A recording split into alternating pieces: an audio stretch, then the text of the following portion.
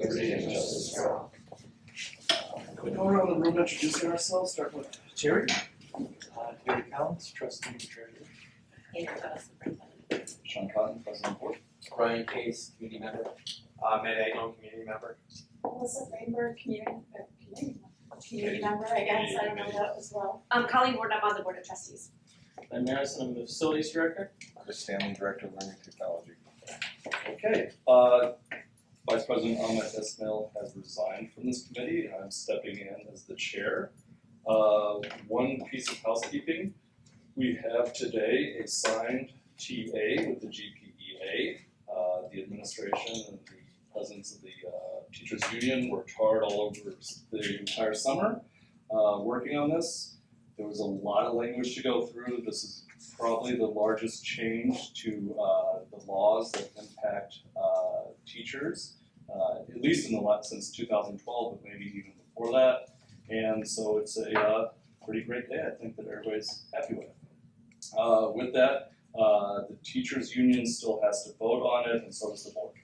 With that, I'll hand this over to Dr. Tuttle. Thank you, President Cotton. So, yeah, great day to have a TA. Great for our school district, great for our teachers and our students. So, just want to say thanks to everyone for passing the operating millage at 72%. I think that's a resounding yes vote. It shows that our community very much values our public education, so very appreciative of that. And we had spent a lot of attention focusing on the operating millage until that passed, and now we're on the sinking fund millage. So just to give you a little bit of an update where we are, we have the website is up. I don't know if this can kind of show that. Inclusive in the website is the frequently asked questions and answers is on the website, which is a revolving document that we can continue to add to as you or anyone else sees fit. We have the letter from President Cotton and me on there. We are working on a video, if you remember. I don't know if any of you saw the operating millage video. We'll be doing something similarly quickly because the absentee ballots go out September 26th, and we need to get those in the hands of our absentee voters minimally to educate them on what it's all about. And then we're working on speaking engagements. Tomorrow I'll be meeting from 5 to 7 with all of the nonprofits at the Ford House, and then we'll continue to work on speaking engagements to educate. And then our objective for tonight is you've all seen what with the comprehensive PowerPoint or I guess Google Slides that we put together that you saw at the last meeting. You provided a lot of suggestions. We tried to implement your suggestions into what we did. And one of the things that came out of that meeting was that you wanted to know more about technology specifically, that there was a lot of dollars and you thought that the public, the $36 million over the course of the duration of the sinking fund at 10 years is a lot of money. And so Dr. Stanley spent a lot of time going over it to show specifically how those monies would be expended. So our goal for tonight is for you to hear that presentation on the specifics of the technology portion of it, and then we're going to include that into the bigger document that you saw the last time so that we can eventually post that for the whole public to see. But before I do that, I am going to pass out, this is the brochure. I'm going to take one and pass it around. This is kind of the quick hitter version of it. A couple things that I just want to point out once everyone has one of those. We will be sending these to households along with the letter that I referenced. A couple things on these, and this is just a quick hitter obviously for the people who just want a little bit of information, and this is for the people who want all the detailed information. But if you look down, if you open it up in the left-hand corner, it shows kind of where we stand for millage, both bond and sinking fund millage compared to like districts. So you can see that we're very, I would say, relatively very low. And that's even if this millage were to pass with the 3 mills continuing to be fairly low in comparison. So you can see up at the top of that same page, one purpose, one point, building our future. Talks a little bit about it. I'm not going to rehash that. I think you've all heard enough about the sinking fund, at least those of you sitting here. What is a sinking fund? The primary uses on the right-hand side, safety and security technology, which we're going to expound upon this evening, building improvements, showing some pictures. And then the back side, it just has some significant dates when the absentee ballots go out, the last day to register, and then of course the election date. But the bigger portion obviously is the QR code that will take everyone to the website, which will include all of those documents that I referenced earlier. evening. So again, the objective is to listen to Dr. Stanley's presentation, which is it is a little bit lengthy. He's going to tell a story of where we came from. So I've seen it. I think he did a brilliant job on You're it. So preparing people. what'd you say? You're preparing people. No, for how I long do. it is. I think you did an excellent job. Seriously, but you know, I know this, and we know this backwards. So we need people who aren't in the district to kind of say, hey, these are the questions people might ask and want to know more about or add more to. So that's kind of the objective of this evening.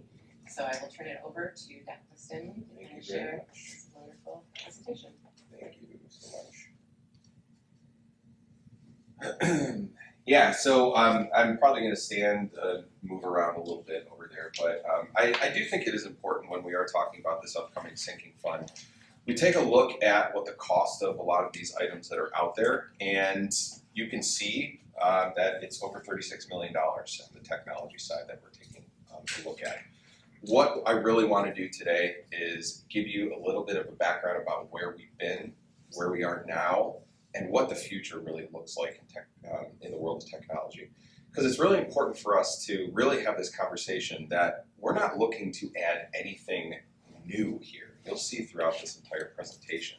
We're not looking to go one-to-one with students or anything like that. We're going to continue bring your own device with our students.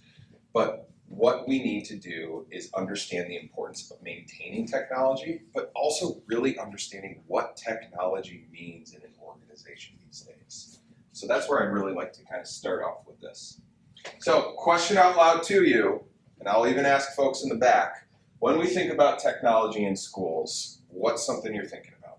What is technology in schools to you? This, iPad, my boards. Okay, perfect. iPad, smart boards, what else? AI, probably not. Sure. Apps Apps, for curriculum. okay. Printers. Bingo. Printers absolutely is technology. Phones, internet, security, connectivity. All of that stuff. Clocks, is that technology? The new ones are. 100% that is technology. So it's really important when we think about with technology out there, we're not just looking at purchasing devices or anything like that. All of these clocks need to be able to wirelessly connect to a server so that they're all wound in the exact same time. So every single room is connected with each other. So clocks, all of those items do become components of technology. So a lot of these things that we don't often think of in technology, I didn't hear security either. I didn't hear anybody talk about security cameras or door access control. That all is in line with technology. And this really is part of the package that we're talking about over 10 years.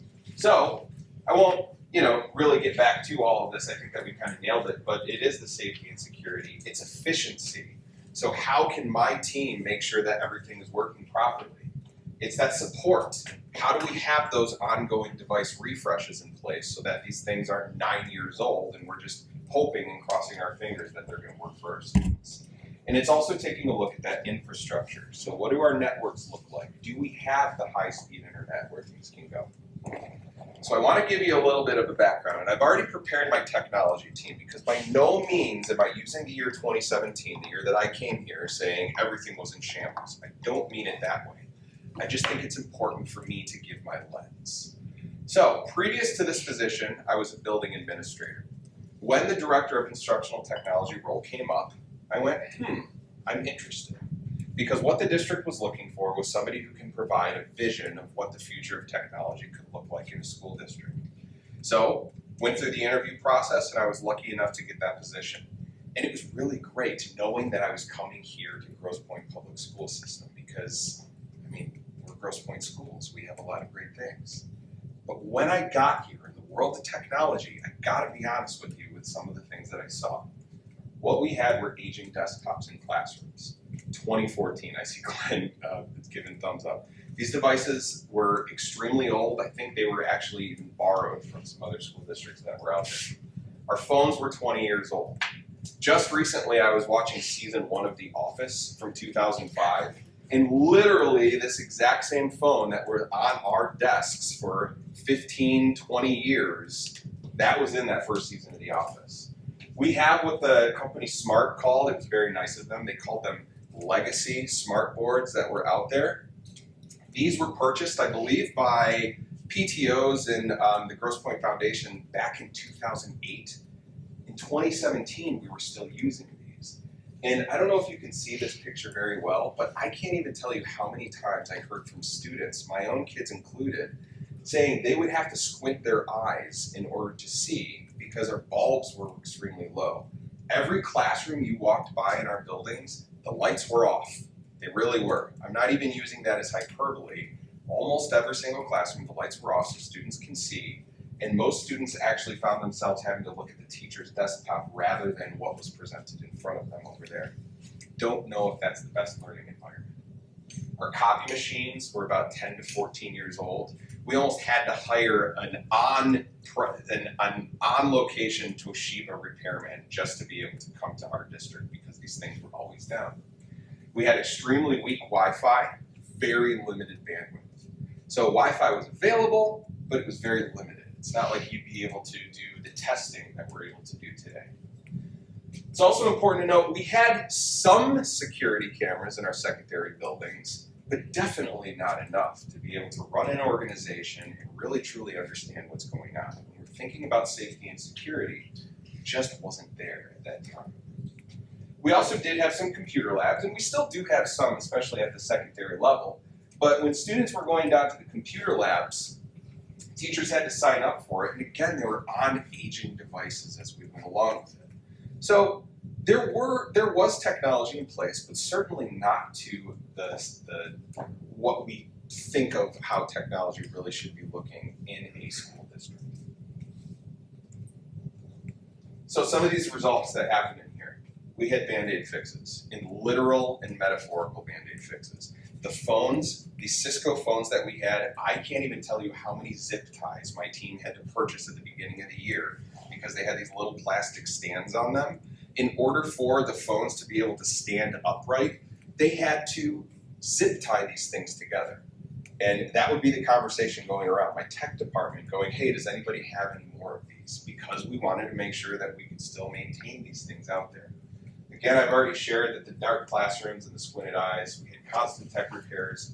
We also needed that additional staff because when you're not maintaining, you have to have more people on staff to make sure that these things are getting fixed in a Band-Aid way as appropriately as possible. Not gonna lie to you, we were also relying on hope as a strategy. Hey, I've got the M-step coming up, is it gonna work? Yeah, I hope, really hope so. We're gonna do the best that we can. And we were less secure. I mean, if you're not able to get the newest technology out there, you're not able to get the newest updates as it goes along. So I am proud to say, though, that that was the outdated technology. We don't have that as much anymore. Fortunately, because of the passing of the bond, we did have $18.5 million in technology that we were able to bring into the district and get those updated resources that were truly needed for us. What did we need when we were talking about what should a modern day classroom look like? We focused on these specific areas. Mobility, what does that mean? So we decided to move from desktops to laptops so that learning and instruction can look a little bit different.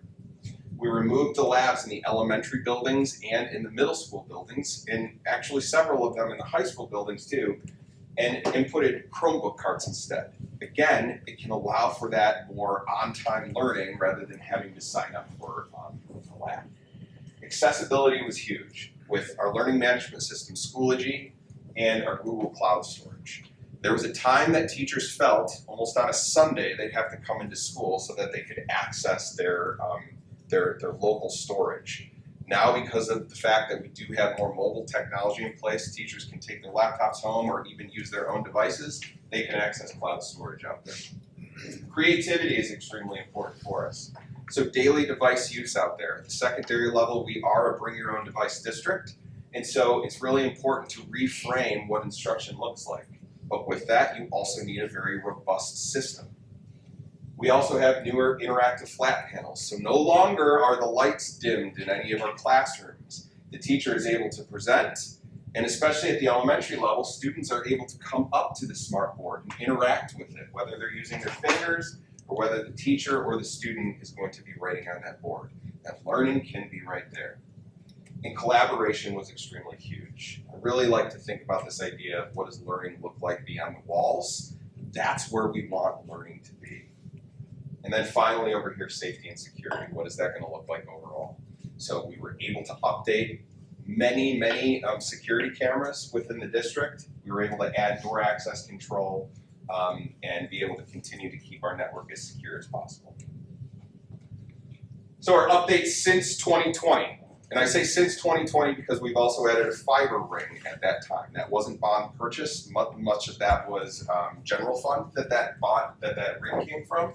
But I've already stated all these items over here. We're now feeling pretty good, right? Since 2020, we're feeling fairly good about what our technology looks like overall in our district. I'm gonna skip over that slide. But I'm gonna tell you right now as tech director, I don't wanna go back to 2017. I wanna go back to what it looked like overall. So, we have ongoing work that needs to be done. Technology needs constant update. It's only as good as your updates. And it's time sensitive too. The moment we install, the countdown begins, the clock starts ticking. So it was in 2020 when we installed all those items. We're now going into 2024-25 school year. So the clock continues to tick. As a premier district, we want to make sure that we're ensuring our students and staff have the technology and security that they need today. So now I want to go into what this package looks like. When we're talking about the sinking fund, $36+ million over the course of 10 years, remember, what might this look like? So here are a couple of assumptions. The technology plan is to update and replace. Most of the items, I would actually say the majority plus of these items, there's not anything new that we're looking to be adding here. There's a couple of like, hey, would this be an idea if we could do, but the majority of this truly is what we currently have right now, how do we maintain? We've also worked with Plant Moran Technology to help put this plan together, but it was in 2022. We've done a couple of tweaks since then. Like I'll give you a perfect example. In 2022, these wireless access points were far cheaper than they are today. They continue to go up. The hope always is that technology we have seen generally does come down over quite some time, but we haven't seen that in the past 4 or 5 years. Technology, the price of that, laptops, they either stay the same or we're seeing an increase in some of those items. But I do just want to remind everybody what is not included in here is not one-to-one student devices. Just in case that conversation starts to have and they say $36 million, is that one-to-one for students? That is not what we're looking at here. And we're also not adding any future technologies. I just kind of want to pause on that because it's 2024 right now. I don't know what's going to be needed in 2040, right? 2032. But there really isn't anything for future technologies that comes along. Can you go back to that just real quick? Sure. So this is can you tell me the timeline of the plan?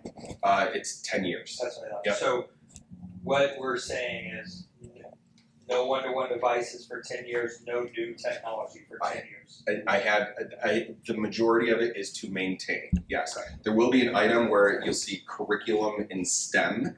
There's a couple of items that are in there and saying, you know, there might be a couple of unknowns, but it's a very limited amount. Okay, but that's a fair statement. Yeah. Okay. And I have a question. Yeah. Remember you gave a presentation about, I don't know, 3 or 4 months ago where there was a plan to replace, it was sort of staggered. Is that separate from that or is this included? No, that's all included in this. I mean, I don't have it as broken down as I did.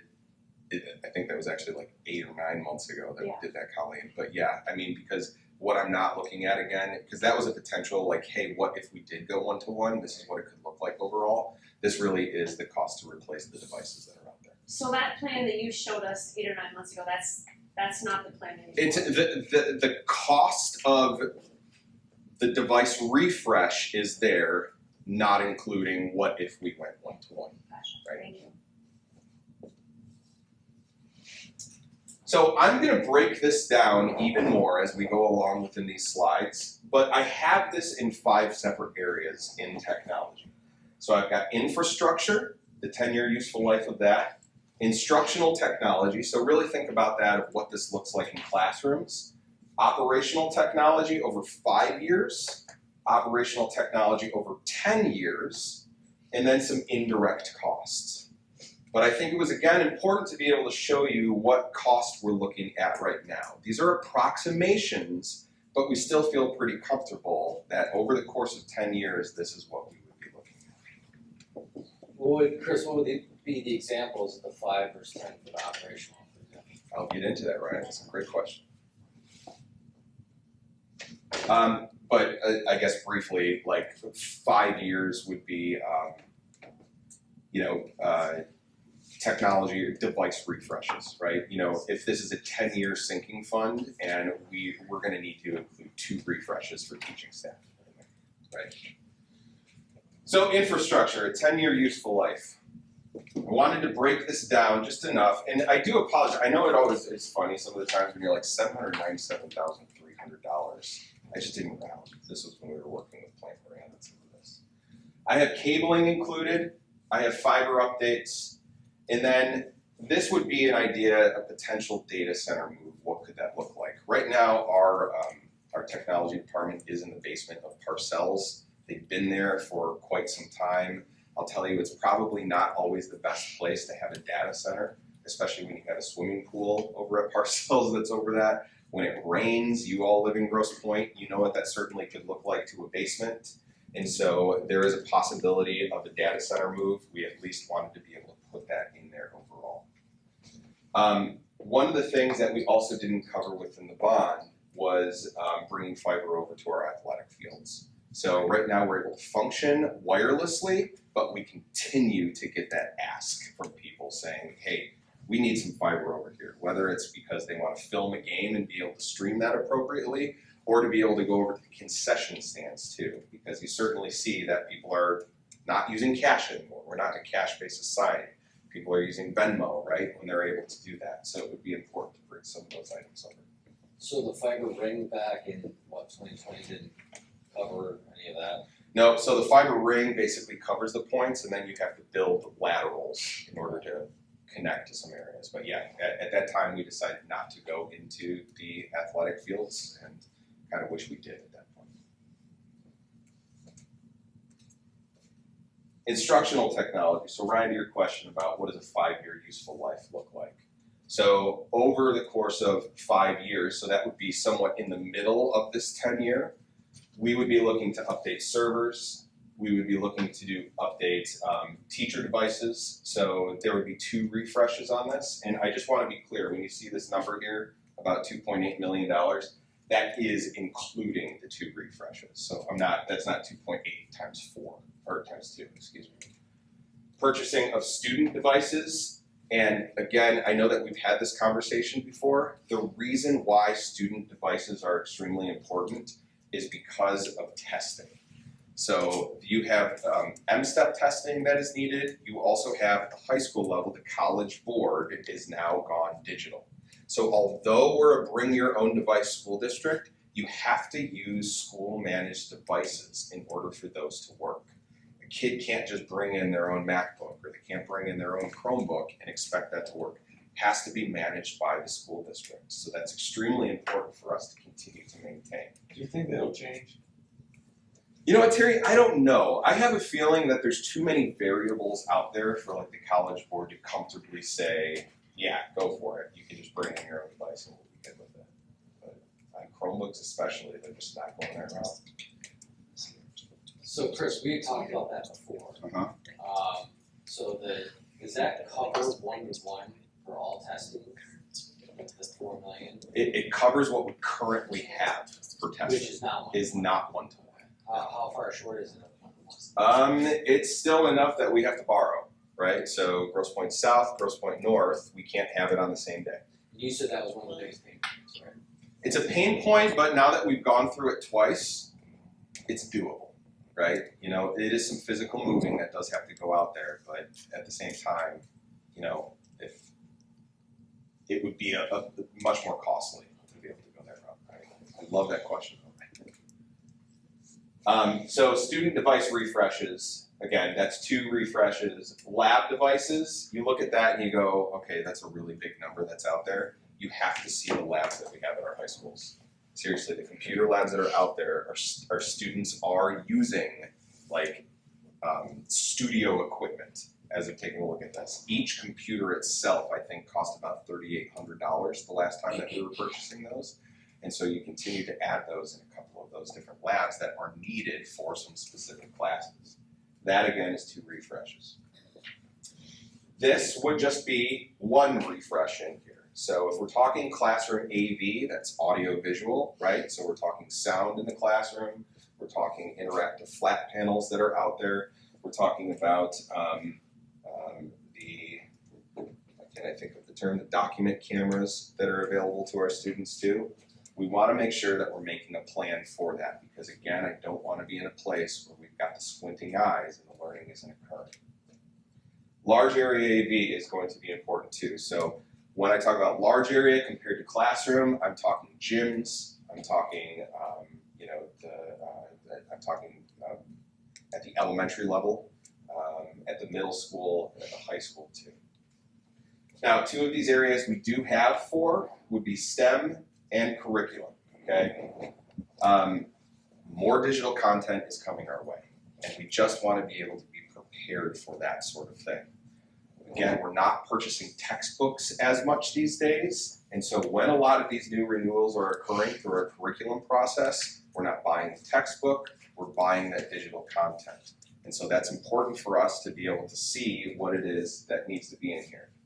STEM is also important too. I know a lot of our elementary schools, especially in their libraries, we're starting to see more maker spaces occurring. We're seeing more 3D printers being added in there. To be able to have those in all of our elementary schools, that would be a wonderful place. And I know a lot of that is now continuing to be added at the library.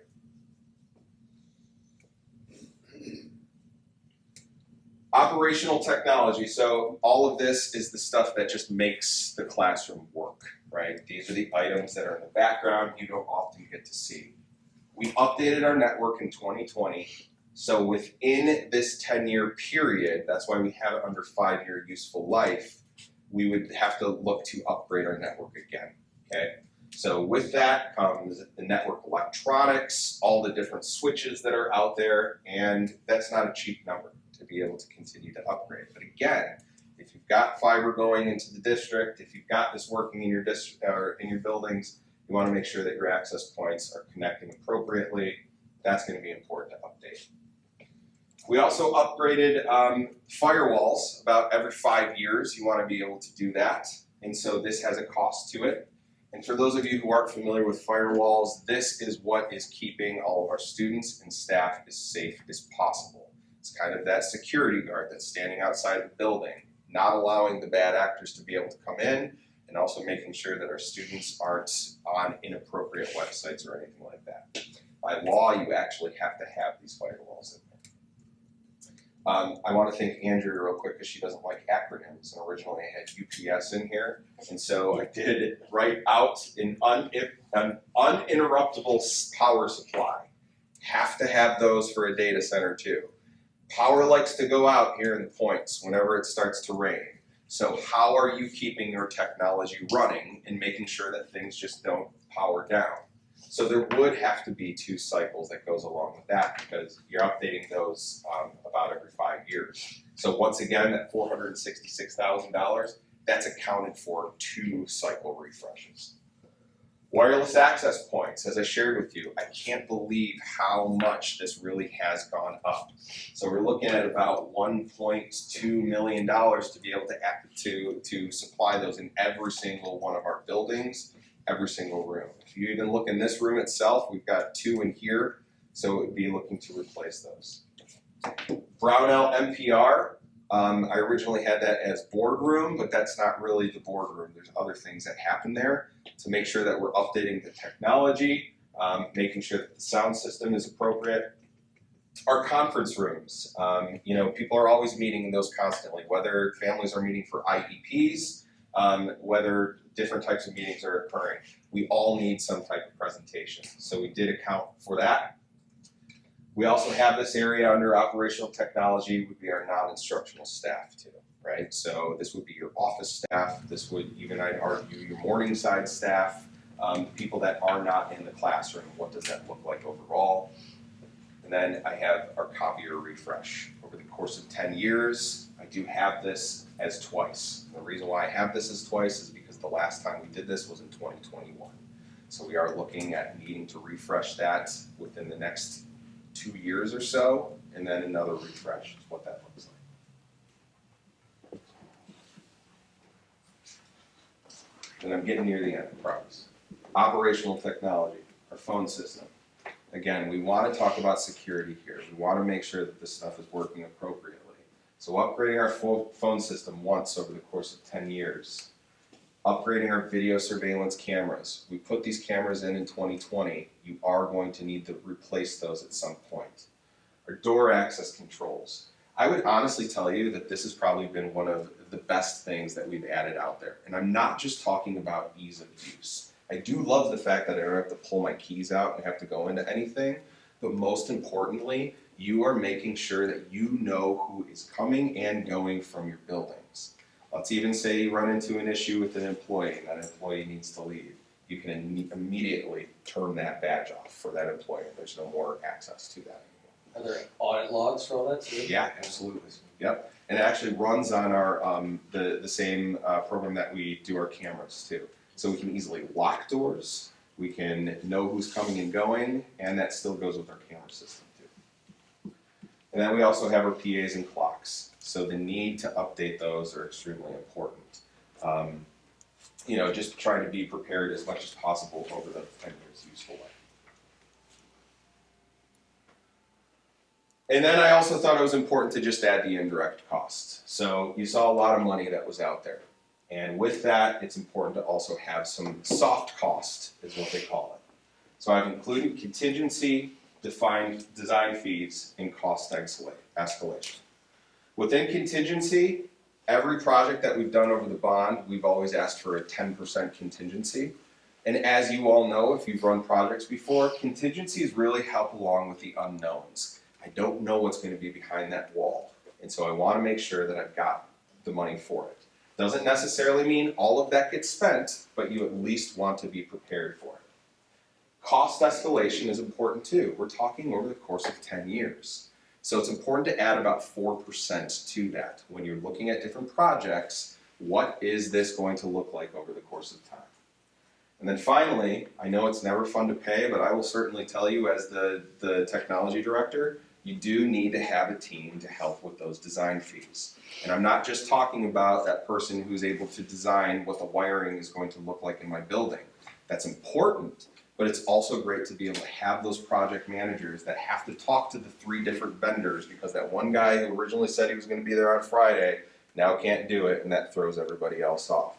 As the director of technology, Ben, you know this too on your side, I still need to be able to handle the day-to-day of what's going on.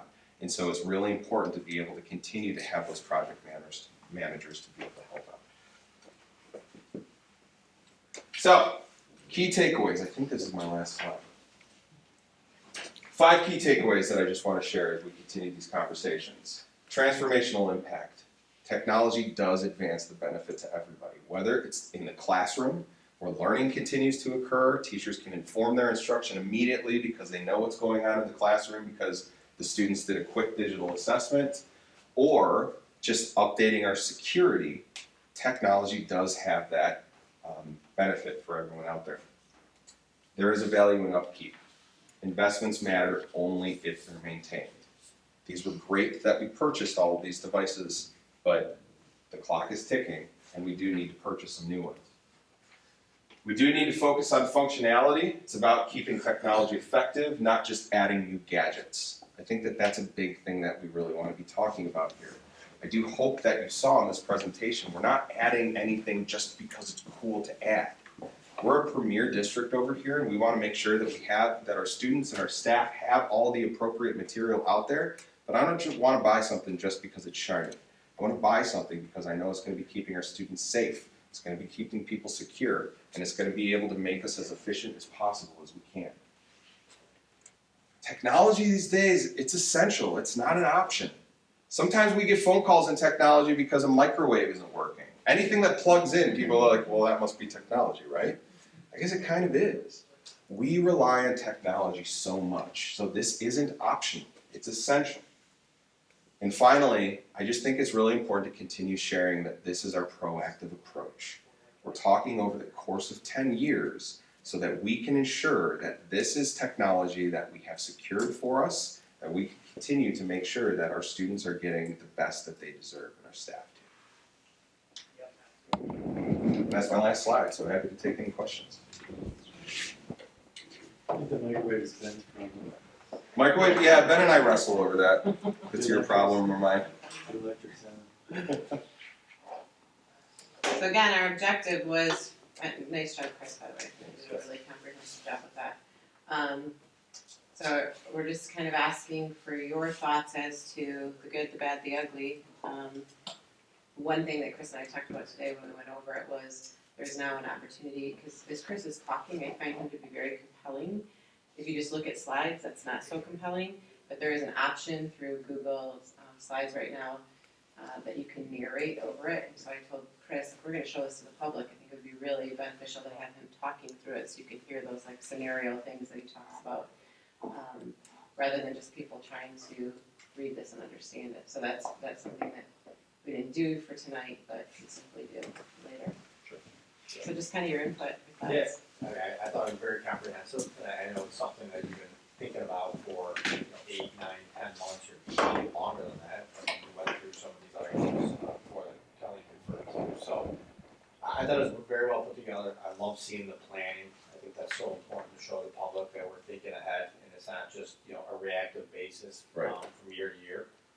So I think it's a compelling story, and I don't have any comments in terms of how to make it better or concerns on it, to be honest with you. Yeah, I don't think it's that much of an ask at, $3.5 million a year over 10 Sure. years. I mean, when you break it down like that, it's probably pretty necessary, right? Very much The so. one thing I would say is, can we get, or is it possible to get a little bit more granular on the pricing, or how do we come up with Yeah, that? actually, Is that one of just the things. Plan technology? Yeah, one of the things I did not show you, and I apologize about that, and we continue to work on these items out here, is Plant Moran did break this down by building. I did not print it out, but again, it's really important for us to take a look at, just like they've done previously when it came to a lot of our capital costs, we have it broken down by every single building, every single school, and when you do look at it per building, you're like, okay, that's not a lot whatsoever. You might take a look at curriculum, or you might look at STEM, and you go, that's a big number. I think it was like $8,700 per building, right? That doesn't even get you a Chromebook cart. Is this available by year as well? Do you mean like, what are you doing in 2025, 2026 type of thing? Yeah, they do have some updates over here. I'll be honest with you, Terry. I mean, like when we met in 2022, like for example, they were like, hey, in 2023 you need to update this. Some of those items weren't purchased. Yeah, no, I was just talking about for the next 10 years, I think, as Ryan said, $3 million a year doesn't look like much of an ask, but Sure. it may be $1 million one year and $5 million the next, depending on that cycle of the 5 or 10 year cycle of certain 100%. things that you're looking at, and as we hope, I hope we can build that 1 year, 3 year, 5 year, 10 year outlook. Certainly our 1 year has to be very specific, Mhm. knowing that emergencies may come up and that the priorities may change. But I think by really hopefully by the time that the time of the election, that we've got a clear. I would normally say January, right? January Sure. of 2025. We need a solid look at what's going to happen next summer, right? Because what you had to do this summer, you were planning well in advance of that. But I think that 1 year outlook needs to be solid with a 3 year. Right. This is pretty solid, but obviously next January that may change a little bit, Right. and everything else is a little less granular. Well, I wanna keep Ben happy, and, you know, we have a really great relationship, and so I don't wanna have to be the person to come to him and be like, hey, this year I need $8 million, so yeah, I hear you loud and clear, Terry. What I heard you say, Terry, though, correct me if I'm wrong, is that when we do subsequent presentations, we should say minimally for next summer, these are the plans if this. Yeah, Okay. absolutely, I think people wanna understand, what does that look like next year? Sure. Yep. Because, and that's why I sent the email about the pictures, I think this year, you know, whatever, it's $2 million this summer we're spending, something like that. What did $2 million get us? Because I don't think it gets us as much as people think it gets No. us, right? Absolutely not. We got some parking lots that are nice, we have some tuck pointing that's good, but the tennis courts look great. In fact, I was gonna get a picture, but there's people on them most of the time. So, I got you covered. but you know what, that's what people wanna see, like, this is what we did and this is how much it costs, because, you know, I paved part of my backyard for $4,000 5 years ago. I have no concept of what it would cost to pave just the parking, the side lot on Fisher, I don't know what that cost. Probably a few $100,000, right? 100%. So I thought your presentation was excellent, and I do think that the explanation that goes along with it is important, because some of those words seem very techy to me. Sure. So I thought your explanation made it sort of like real, but I sort of think that what I liked your focus is that it's critical. I like that you kept saying this, it's not optional, it's critical, because I think obviously this is something we need, but I think we're gonna have to overcome the fact that it's 2 more mills, and I think, Dr. Tuttle, you did a great, excellent job. And 72% is fantastic, and I give you so much credit for that. But I'm afraid of what people are going to ask when they say, well, why are my taxes going up? And so I really liked what you focused on, because I mean, if we're going to stay a top tier district, we have to have this technology. It's not optional. I like that you kept saying that. Sure. I think the more you can say that, the better. Because you know, people think, well, why should we have to buy every kid a computer? But that's not what it's about. Not at all.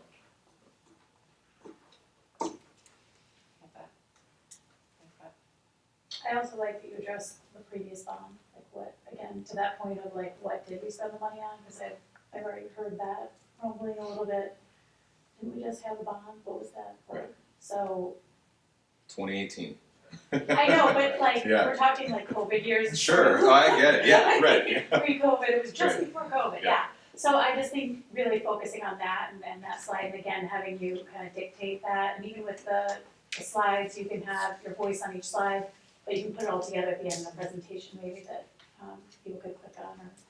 Yeah. And Thank one you. of the things that was, I thought, very important for the bond is when you, the talk about security, this is all security related, right? I mean, keeping everything, you know, the computers all in sync and stuff, I mean, it's not just a technology thing, it's also a security thing, right? Yeah, I'll give you a quick example, and I promise it won't be too much longer. These are stories that I've heard in the past. You're so funny. These are stories that I've heard in the past. I believe there was a time actually that the district or the world received news that Windows XP was no longer going to be supported. Well, all of our computers were on Windows XP because you know we kept them as long as we possibly could. So frantically, we had to spend $2+ million on all of these new desktops all over the place, rather than being able to buy them over the course of time, because it was one of those, it was dictated to us. So again, it's critical, not optional, to make sure that you're maintaining with the most updated security features, or that, you know, Windows can update it appropriately, or Google Chrome will be able to work on these devices. Sorry I was a little bit late, it was walked out downstairs because I didn't have one of those cards, but,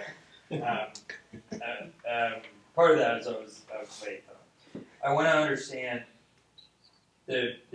so, and I missed the beginning, so if Yeah. this was in that, I apologize, but this is specifically for the technology piece. It is, And yep. then there's 2 other major components that'll have similar material presentations, or is this for the increase? No, so there's a comprehensive presentation that was at the last meeting, and it was discussed at the last meeting that they'd like more specificity with regard to technology. So we kind of pulled that out And for that's tonight. separately, and so I think then that makes sense, and so I think the way we talk about the increase will be really important. And be crystal clear on, we don't have to say what's going to the increase, but how it's important to meet all of these needs collectively, we need to do that. And I will tell you though, we as a district, we are able to educate but not advocate. So every word we use, we run through an attorney to make sure that we're not saying, you know, I don't even know if we can say critical, we run everything to make sure that we're strictly educating and not trying to advocate one way or the other.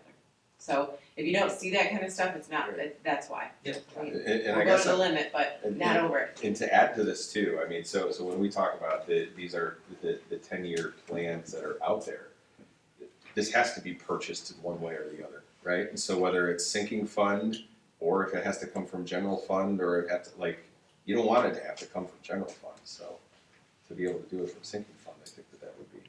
I understand.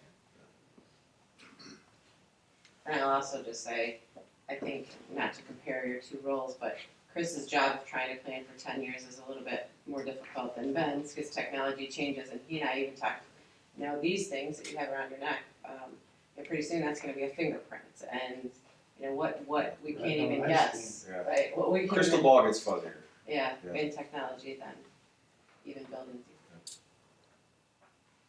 So what I heard, that we need to be talk a little bit more about what we would do next summer if this passed. Sure. Okay? We need to look at, can we be more, emphasize the critical, not optional, but I gotta balance that with the law. And then perhaps some additional, or you liked the addressing of the previous bonds as well in there. And I'm not saying just your portion Sure. next summer. Yeah. Everything next summer. Where's the 10 or it's not next summer.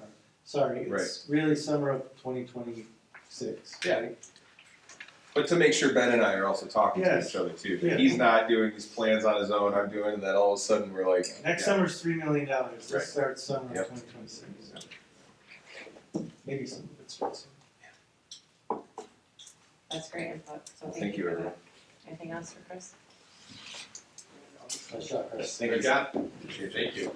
And so now I'm gonna turn over to Ben, although we would like to put out for, well, we don't have to put out for bids, it's part of the consortium, but the north bleachers are a little scary right now, and a lot of liability associated with them. So Ben's gonna talk about, just to let you know that we need to look at these north bleachers sooner than later. Yes, and I always hate following Dr. Stanley because it can only go down from here. So I've got two of these that I want to share with each side of the room. And I got a paper clip in there to get you to the page that I'm going to be referencing. So, and I'm not going to stand like Dr. Stanley did, so I feel more comfortable sitting down. So, when I started here, I was obviously gathering a lot of information, being new to a district just like Dr. Tuttle was gathering. And one of the things I noticed real quickly is we didn't have a bleacher inspection in quite some time. So that was one of my priorities to get a bleacher inspection done, and that occurred over spring break in March of this year.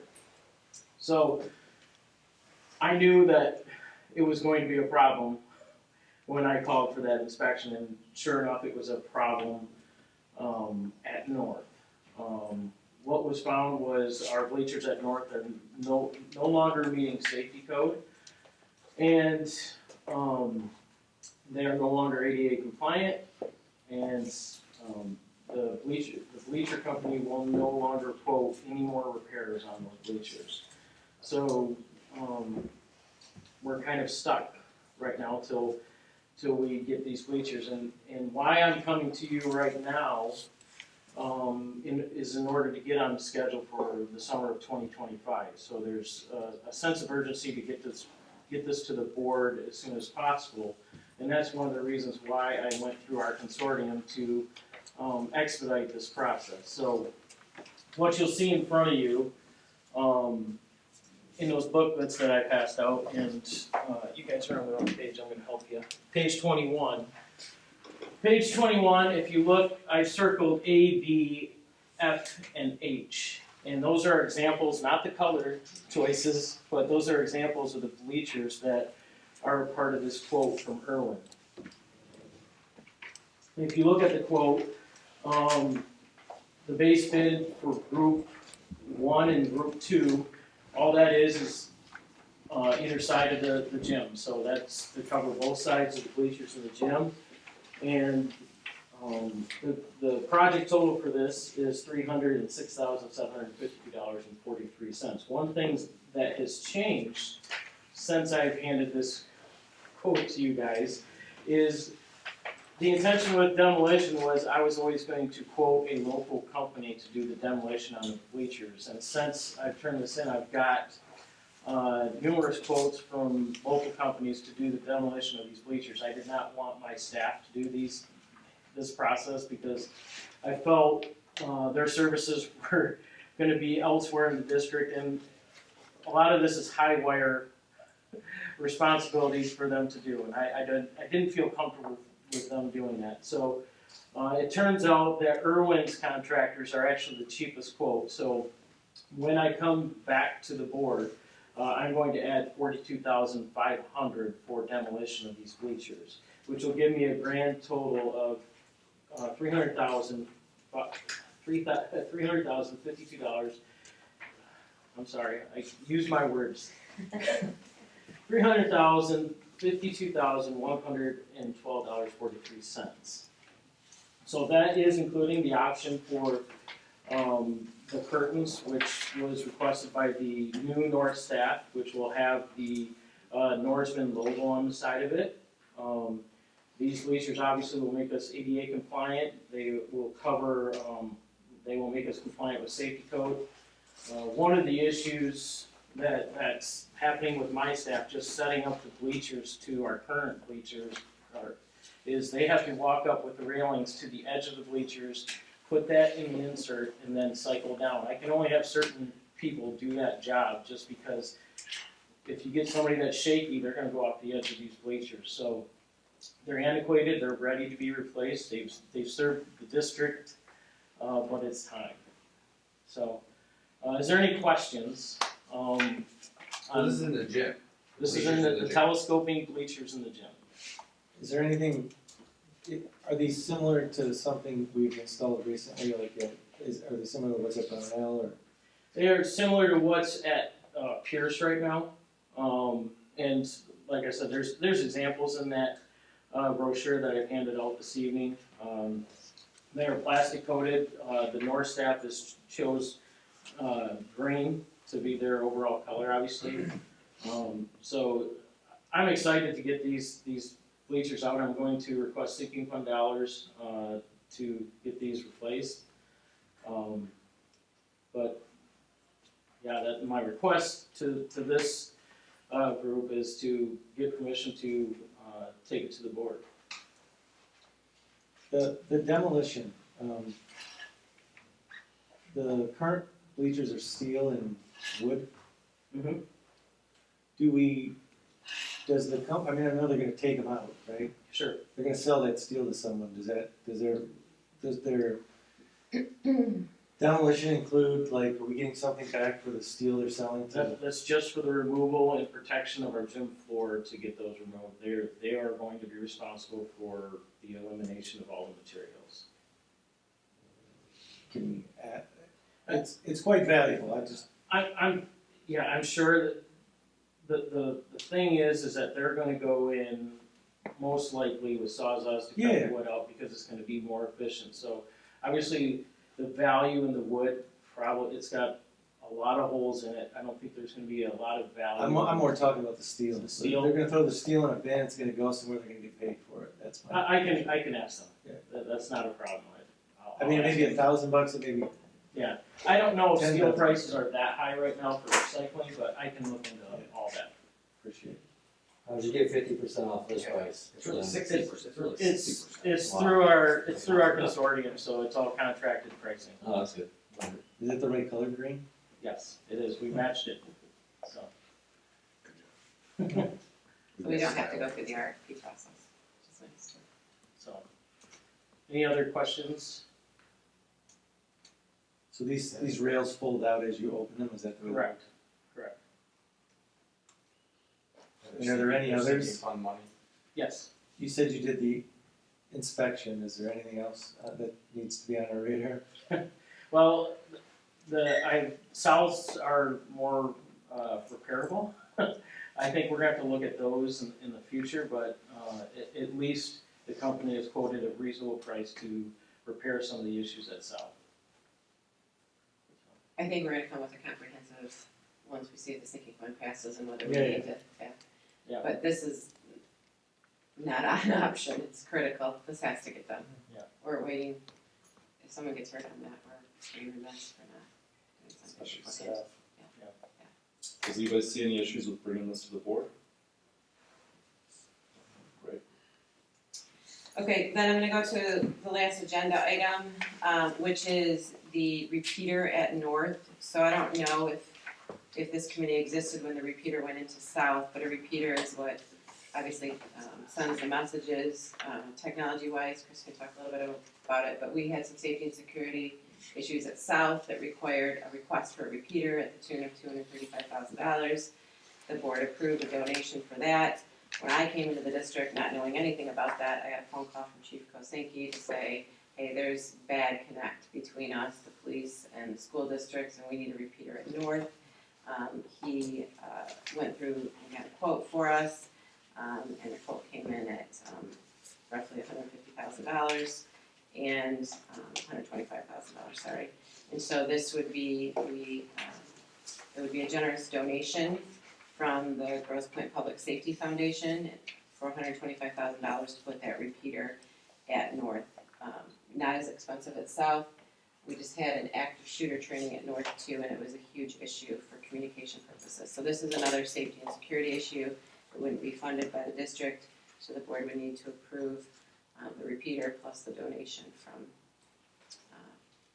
the Grosse Pointe Public Safety Foundation. So again, I think it's critical, not really an option, but so I don't know if we need approval. Is that how that works? We get approval from this group first.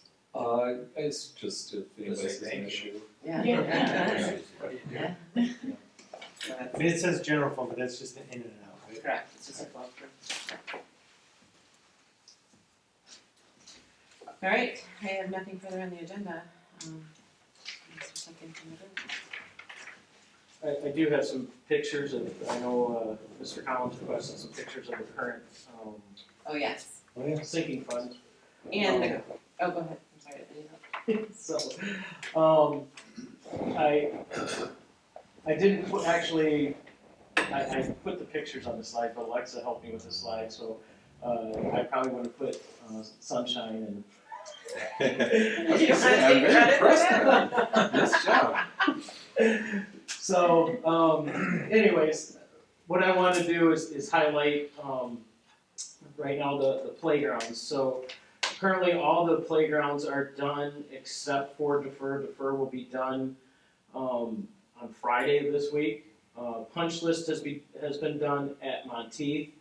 The other playgrounds have to be punched yet, and I'm gonna say punched a lot, in this presentation because I'm gonna be doing a lot of punches, next week. Any questions on the ADA compliant playgrounds before I move on? Mason, I drove by there, it looked like there was still equipment there, what's going on?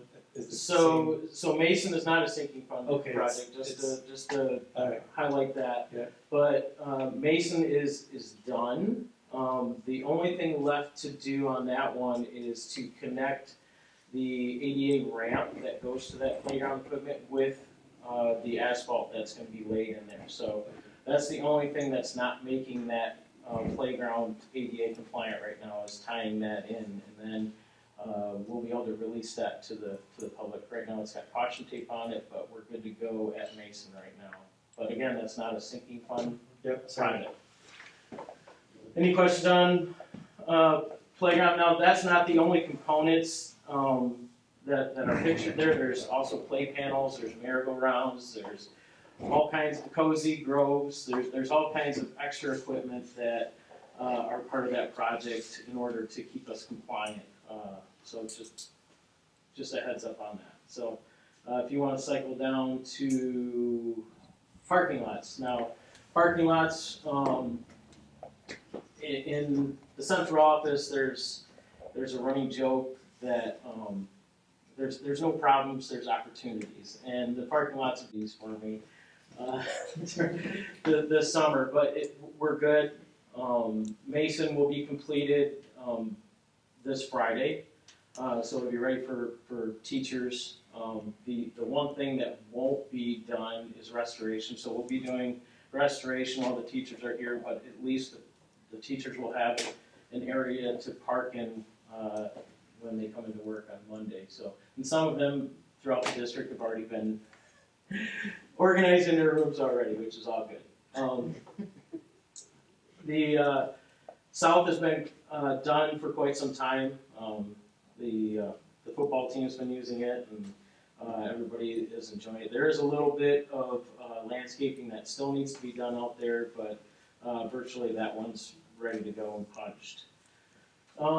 Defer was just recently done. I still have to punch that one next week, but obviously from this picture, staff is using it. A few additions on that one. We've actually added arrows, which you can see in that picture, to kind of direct the staff on what's the inlet and outlet to that parking lot. So north, that one they are feverishly working on right now.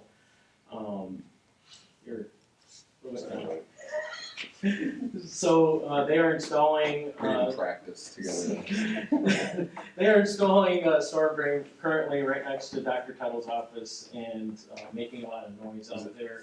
And every guy that comes into my office gets distracted It was a by all lot the of fun equipment. today, honestly. Like, well, that's It was cool. But right now, that one is scheduled to finish on the 16th of September. We have a contingency plan. We obviously the show is going to go on. School is going to be fine. It might be a little tight. We are working to shave days off that. I think we can. So I would be surprised if it was the 16th. But publicly, I'm saying it's the 16th for now. But we are good there.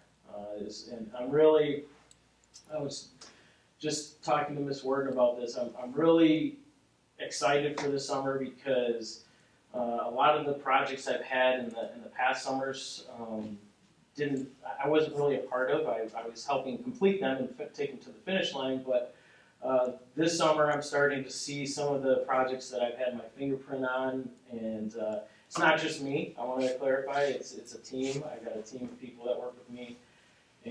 But I am excited to start seeing some of the things that have my fingerprints on them. So, if you want to slide down is there any questions on parking lots? The north was, we're doing additional work we didn't foresee doing, is that? So there was a lot of factors involved to why north was delayed a little bit. There was some unforeseen issues with utilities that we've kind of ran into. There was delays on some of the storm drains, and then we had to do some grading up around Dr. Tuttle's area with where the air intake and outtake is right there next to her office.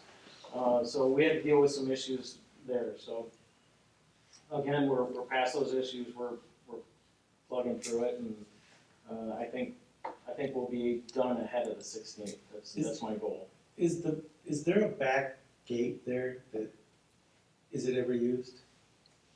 To Wedgwood? Yeah. Yeah, so when you say is it ever used, do you just mean, I mean, like you it's can't not drive open. through it? No. Yeah, it's not open. And then It's- there's like a student gate or something? Yeah, correct, and they have it opened and closed every once in a while, but yeah, so like on weekends it's closed, you can't access it. But is there like a egress to the road from the parking lot if it ever needed to be? Is that the way it's designed, that there was a fence and a gate or something? Currently it's blocked off, so it's, traffic could not use that route. Yeah, they have a big cement block actually too, so like if you're driving towards the high school on You gotta Wedgwood. stop kids? Yeah. Right. So, any other questions on parking lots? You want to scroll down? Yes, sir. So the next slides I want to show you, which I'm really happy with how the auditoriums turned out. They turned out fantastic. Holcomb was the company that we used on this project, and they were just awesome to work with. And come to find out, after we got into the project, there's a couple South grads on their staff, so they had they were really trying hard to represent their school and make this project look really good. It's probably the cleanest company I've ever dealt with. So this project consisted of tuck pointing. That's originally what buckled these two walls. There was also roofing involved, so after we got those things fixed on it, we went inside in the interior and replaced the acoustic wall there at Pierce.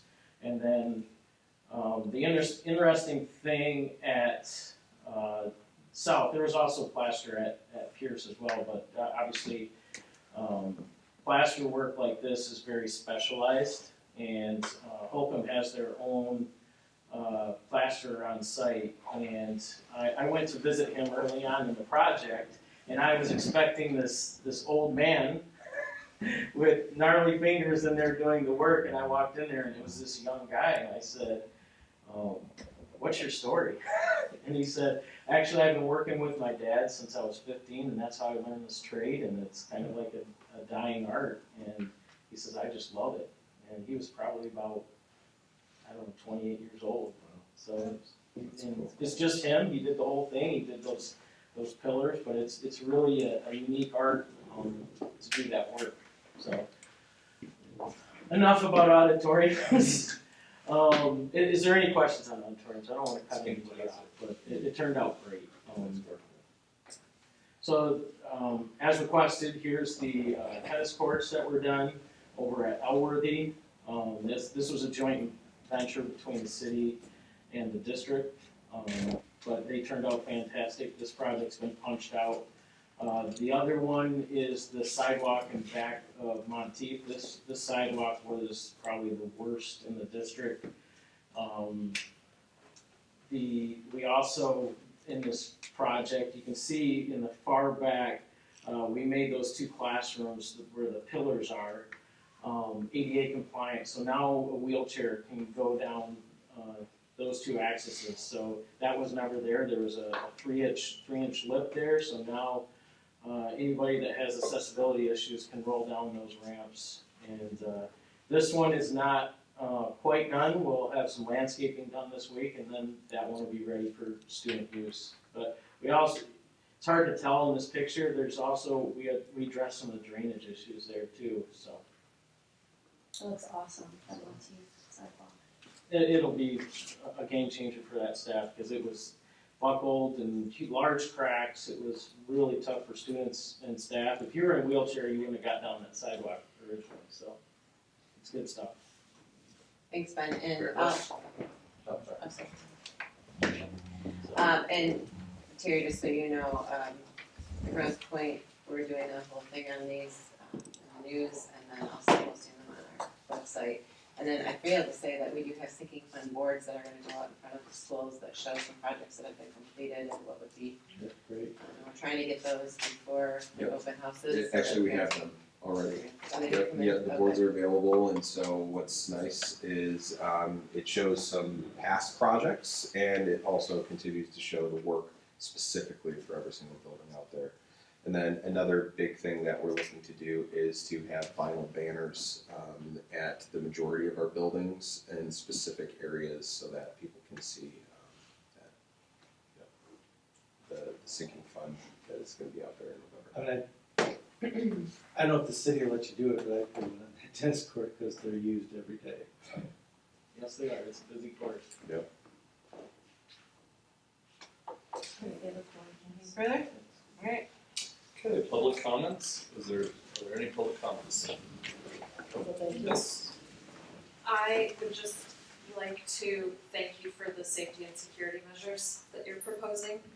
I know it's a top concern amongst our community, safety for our students, safety for our staff, our teachers, and I love to see that that's part of, your plan, so just wanted to thank you for that. Okay. Start with committee comments, if who wants to make any, starting with Treasurer Collins. Thank you, Chris, thank you, Ben, great presentations. And again, I know I'm fully confident that you know what you're doing. Pictures like this, the banners that you're talking about, it's selling it to everyone else, right? That's the most important job we have over the next 6 or 8 weeks, so it's critical that people understand. And I know there's part of that message that's, that's like, we're Grosse Pointe, so why do we need to spend this money? We're already spending more money than everyone else. But the reality is, since Proposition A, when we were spending twice as much money as everyone else, we're spending 10% more now. We're providing 10% more for our schools now versus the 50% more 30 years ago. So the gap is not as large as it used to be, and it shrinks every time there's a increase to the foundation allowance. So having this avenue, one more thing I forgot about was that people need to understand that there's no, the state of Michigan doesn't fund capital expenditures. It's either a bond or a sinking fund, or you're taking money from your general fund. We don't have $5 million a year to take for sinking fund and or for maintenance and technology out of our revenue stream every year. We just don't have that money to do it, so this is critical that we do it. But thank you for the work you've done. Okay, thank you. I want to thank both of you as well. I think that we do need to let people know that this is critical, that this does allow us to keep all buildings open and operational, safe and secure, and for me that's why it's so important. Getting out to everybody how we compare to other districts, I think, is very much needed, as well as this put to bed a lot of my questions, because the tech part seemed a little looser in the presentation from June, and this is great. I mean, this is about operations, operating a very large organization, and everybody knows that you need technology to operate organizations today. And so I look at this and I think, how can we get this passed by the district, and how can we tell the story that we absolutely need this, these 3 mills, and so I think that we're setting ourselves up for success, and it's going to be tough. I agree with Trustee Worden that this will be tough in any district. So making sure that everybody sees exactly what we're using this for is critical, and so I'm glad to see that we have it. And I want to reiterate to everybody here that they can ask for people to vote for this, in their roles as private citizens, and that it's just something that I don't know how much more we could stress it, but we do need this as a district. I want to echo everything Terry and Sean just said, and thank you guys for a really good presentation. I think you guys have made a really good case on both ends, both the tech piece and the facilities and what we've done, and the breakdown of the tech piece, especially, from I think it was May or June when you first went over it. So well done there. And I think this is a great document too. So getting this out to the community is key as well, so people can see exactly what we're looking at. So thank you. Yeah, great presentation. Echo everything everyone says. Sean says it's going to be tough, but I'm confident if we educate the public, if we educate the district, that this will pass. I really am. Because it is, I'll say it. I know you can't say it, I'll say it 1,000 times. It's critical. It's absolutely critical. And I think it would set us up extremely well going forward. So, tough, yes, but I think if we educate people and they truly understand what it's for, to me it's a slam dunk.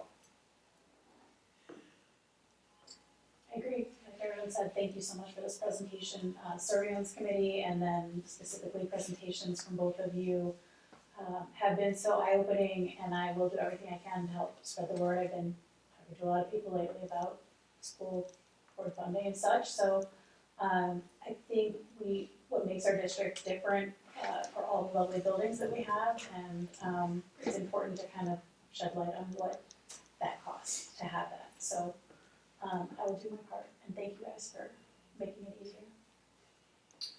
Yeah, I mean, what we have to do is have the voters and the rest of the public, have the same confidence in you, Dr. Tuttle, and you two, that we have on this committee. That's what we need to do. This presentation outlines the details, and you guys own that, and manage that. We've got to support you as a community to get this for our kids. So, you have my support. Similarly, we're talking to a lot of people. We got to keep the word out. We got to pick up where the millage left off in that support and go right into the sinking fund. So thanks for this level of detail, and now let's get it out to the public. Continue to get it out. Thank you for the great presentation. I think it's really great that you put this sort of in everyday words, both of you, and explaining it, because I think that's what we're going to do with the community. Dr. Tuttle, I want to thank you for taking this on. You haven't even been here a year, and you're taking this on, and I know it's quite a task. It's going to be a lot more difficult than the operating millage. It's an increase, and it's not just to keep going on, although it is critical. I do think our community will embrace this, because they always have. I mean, our community is a very generous community, and I think that they know that the value of our schools is what makes our community so valuable and amazing. But I do think as ambassadors of the district, and I think we are in this committee, it's incumbent upon us to make sure that we sort of shout this from the mountaintops. And Dr. Tuttle, you and I talked a little bit about this. I think going to PTOs is important, because people listen to the PTOs, they're sort of like the eyes and ears of the district. But any other place you think we could go, I mean, I'm willing to go there and explain to people. Like, I know that, like, even when the bond happened, there were always questions, naysayers. And once the district explained it, somebody representative from the district explained it, it seemed like people embraced it. And to your point, we do need to get it out. It is an education, and education is tough, especially if people don't want to be educated. Yeah. They're willing to listen. It's very compelling. But like tomorrow, one of our other administrators, Sarah Dirksey, and I are going to the nonprofits from 5 to 7 at the courthouse. I think Yes. I said that. Rotaries, PTOs. But if you have particular organizations that you feel comfortable presenting in, I'm always willing to present, but it's also nice when people have trusted faces. Sometimes people don't trust the superintendent for whatever reason, but sometimes if you have a group that you're close with that you feel that you could give a presentation, the more comprehensive presentation, and we'll include this in it. We're welcome to do that. Will there be another? I know that there was a mailer that was put out by the another group, but will we be putting a mailer out, or are we allowed to do that? Yeah, we'll put educational. We can do it in Yes. We cannot tell how to vote. Yes. You are correct that there was a PAC that did something differently that they can tell how. But yes, we're sending out this. We're sending out the letter to all the absentee voters, and then to. But we're going to send this out to all the parents. Are we allowed to do that? Yep, and Because we'll it's have it. educational. Yep, we can get this can go to anyone. We can have this at football games. We can have it at open houses. I'm hoping to get the video. I think we have that scheduled for September 5th. We're trying to put the script together, and to your point, it's a little bit more difficult. The operating millage script was easy, no new taxes. This one's a little bit difficult. So we're working on that. Hopefully I'll tape that on the 5th, but then it goes to the attorneys, and they do a lot of editing. They being Clint Moran, who's been very gracious with us. And obviously they have something to gain in this as well. We actually have a Grosse Pointe grad on that team Yeah. too, and she's just been great to work with. She really knows the community. Chrissy's video completed. Great. Yeah, no problem. Sure. On a big screen. Right? So This is after. Mhm. I mean, I think I Very don't know. telling. Well, I don't know if this is printed and ready to go, but Yes, it is. I know what you mean. That's what my big fear. We had to get stuff printed. No, because we had but stuff say, coming like, up, but- pointing out that that's after. I mean, we're not even close to that before, right? And I'll also say too, we did see a graph. This is our like districts, obviously. We Yeah. had a graph on surrounding districts too, and we were still lower in that area. Yeah. Are you going to give that presentation at the board meeting on Tuesday? I'm always happy to. We talked about that, but yeah. Yeah, sure. Or maybe a succinct version of it, but. Yeah, like a shorter version. I'll make it longer. Maybe Yeah, absolutely, sure. we can talk about that too. Okay, anything else? No, we are adjourned. Yeah.